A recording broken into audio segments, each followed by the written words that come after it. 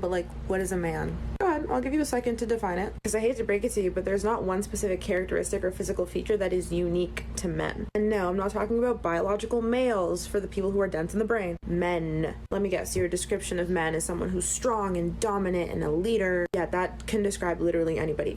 Anyone can be those things. Probably also said, oh, someone who has a pee-pee and no tatas. Yeah, pee-pee doesn't equal man and tatas doesn't equal not man. So there is no universal way to describe men. Unless you're a Republican like this girl who views the world in such an archaic, patriarchal, misogynistic ass way, where their definition of what a man is supposed to be is like extremely rigid. But like, actually think about it. Really reflect on it on your own. Try your best to find a non-transphobic, non-misogynistic way to describe men, whether it be physical features, characteristics, whatever. You said let men be men, right? But what is a man? But like, is that a shower cap?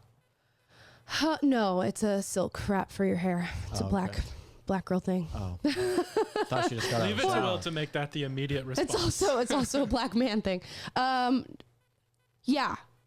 Find a definition for a man that is not transphobic or misogynistic. How about no? How about I'm just going to define what a man is, and how about it's going to be the definition? Transphobic terms. How about it's going to be the tried and true definition of a biological man who was born a man? Mm-hmm.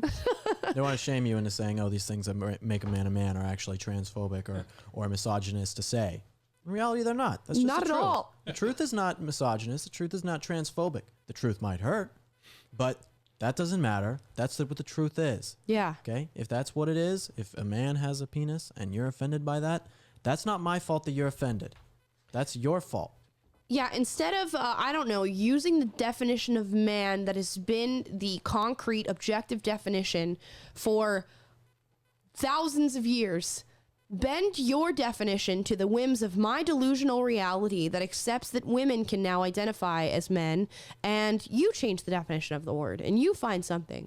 And all in an effort, and the heart of this argument is that there is no definition for a man. What is it? Are we just some genderless, homogenous being? Is that what she's trying to say?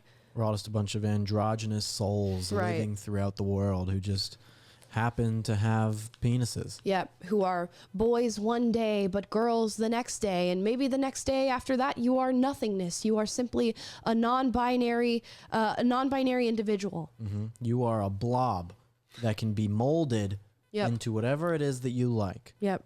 You are not. You are not a blob. You are a beautiful creation of God, and you should be happy for that. Thank you, Will. No, everyone but Taylor. Everyone but Taylor. You are non-binary. Taylor is non-binary. Yeah. I still live in reality. Thank you very much. Yes, we all still live in reality. It's not us that can't define the word man. It's her. And so this is kind of a self-own, because it's like, see, you guys can't define man. No, it's like, we can define man. You can't, because you divorced gender from sex, and that is why you're so confused about the world, the nature of reality. We're not confused about the nature of reality because we're not living in the fantasy land of the religion that you follow. We're still tethered to reality and biology, and so it's obvious to us that the dictionary definition of man is an adult human male. At least maybe they might have changed it in the last 20 minutes since we started this podcast, but that's it. It's as simple as that. And so sorry that your dysfunctional worldview doesn't make room for that and leaves you confused and dazed, but you know, dazed and confused. Dazed and confused. I wasn't citing the movie. I was just but yeah, reality's a nice place to be because things make sense. Right. It's the confidence for me. This is the thing about TikTok. What I've noticed more about TikTok than any other platform is you can honestly find people with every opinion that lies on any spectrum, on any facet of our society, any specific topic, and they will all say their opinion with the utmost confidence. Mm-hmm. No, the internet is a soapbox for stupid people. It really is. It is. It really is. It used to be, you used to be able to get a soapbox for being someone of some sort of talent or intelligence or wisdom or something that actually, meant something to people. But now you can just have that soapbox anywhere you want. Yep. So then people feel like entitled and they feel like, oh, it's okay for me to just go and say these things. Yeah, it's okay for you to say them. Right. But to think that you should be able to get respect for them for irresponsible and stupid things. Yeah.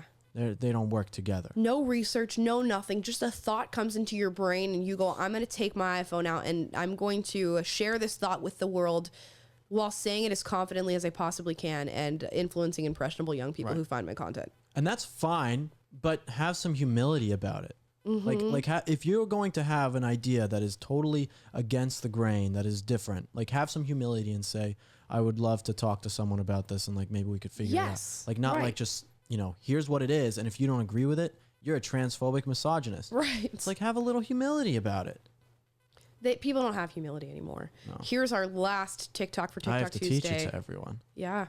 Oh yeah. Will is the paragon of humility. That's right.